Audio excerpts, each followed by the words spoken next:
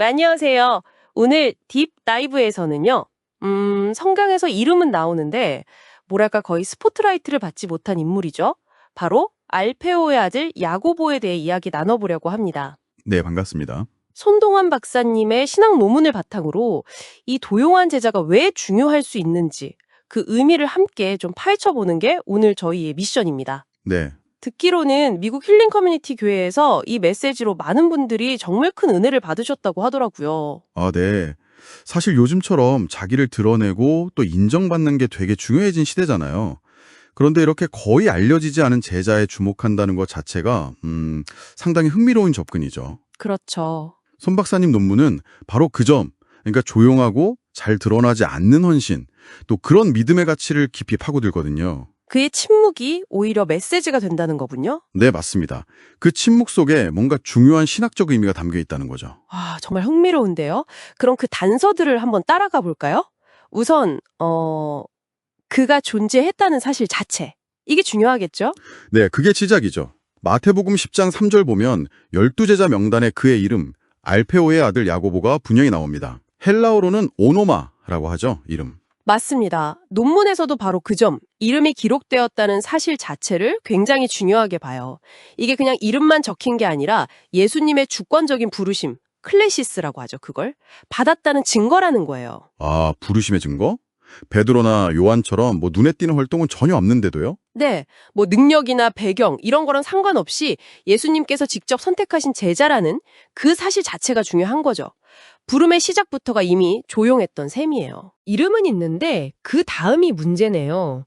복음서에서 그가 뭘 했다 이런 기록은 정말 찾아보기 어렵잖아요. 이 침묵은 그럼 어떻게 봐야 할까요? 바로 그 침묵, 그게 어쩌면 그의 특징이자 메시지일 수 있다는 겁니다. 논문에서는 이걸 겸손함, 헬라어로는 타페이노픈이라고 하던데요. 그런 겸손함이나 조용한 섬김으로 해석할 여지를 줘요. 조용한 섬기며 약간 디아코니아 같은 그런 건가요? 네, 맞아요. 우리가 흔히 말하는 그 디아코니아. 실제적이고 또 묵묵하게 섬기는 거예요. 꼭 앞에 나서지 않더라도 공동체를 이렇게 지탱하는 중요한 역할들이 분명히 있잖아요. 야고보가 그런 모습 아니었을까 하는 거죠. 다른 신학자들도 혹시 비슷한 이야기를 하나요? 네, 그럼요. 예를 들어 존 스토트 같은 신학자는 야고보를 두고 교회의 진정한 중추가 되는 수많은 숨겨진 종들을 대표하는 인물이라고 봤어요. 아, 숨겨진 종들? 그렇죠. 또 알티 켄달이라는 분은 그의 익명성이 오늘날 문화의 어떤 명성 집착, 이런 것에 대한 강력한 도전이라고 지적하기도 했고요. 손동원 박사님도 비슷한 맥락에서 그의 조용한 역할의 중요성을 여러 번 설명하셨습니다. 결국 드러나지 않는 충성됨, 그 자체에 신학적 가치가 있다는 거예요. 그렇군요. 그럼 예수님의 부활 이후에는 어떤가요? 그의 모습이 조금이라도 더 드러나나요? 사도행전 1장 13절을 보면요. 다락방에 제자들이 모여서 기도하잖아요. 거기 명단에 여전히 그의 이름이 나옵니다. 아, 거기에도 나오는군요. 네, 이게 작아 보이지만 사실 중요한 증거예요. 그가 예수님의 부활, 아나스타시스라고 하죠. 그걸 목격하고 그 믿음 안에서 흔들리지 않았다는 거죠. 그리고 공동체와 계속 함께했다는 증거고요. 눈에 띄진 않았지만 꾸준히 그 자리를 지킨 겁니다. 인내했군요. 헬라어로 휘포모네라고 하던가요? 맞습니다. 논문에서는 그걸 믿음 안에서의 인내 혹은 견딤으로 해석합니다. 성경 기록은 거기서 그치는데, 그의 삶이 그걸로 끝난 건 아니라고 들었어요. 전승 같은 게 있다면서요? 네, 그렇습니다. 교회 전승에 따르면 그는 이후에 여러 지역으로 흩어져서 복음을 전했다고 해요. 페르시아나 이집트 같은 곳이요. 아, 선교 활동을 했군요. 네, 복음을 전하다가 유앙겔리조 하다가 결국 순교했다고 알려져 있습니다. 그의 삶 자체는 조용했지만 그의 죽음은 믿음에 대한 궁극적인 증언, 즉 마르티리온이 된 셈이죠. 마르티리온이요? 그게 순교라는 뜻인가요? 원래 뜻은 증거예요.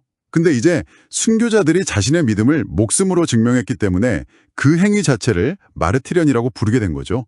야고보의 죽음이 바로 그런 케이스라는 겁니다. 와, 살아있을 때는 정말 주목받지 못했는데 오히려 죽음으로 그의 믿음이 가장 강력하게 증명되었다는 거네요. 네, 그렇죠. 그래서 케빈 디언 같은 신학자는 이런 야고보의 삶이 우리 시대의 자기중심적 영상에 대한 강력한 해독제와 같다고 말하기도 했어요. 해독제요? 네, 그의 유산은 화려한 업적이 아니라 신실한 존재감 그 자체에 있다는 거죠. 아, 신실한 존재감. 논문에서도 그의 수고, 헬라어로는 코포스라고 하는데 그 수고가 주님 안에서 결코 헛되지 않았다고 해석합니다.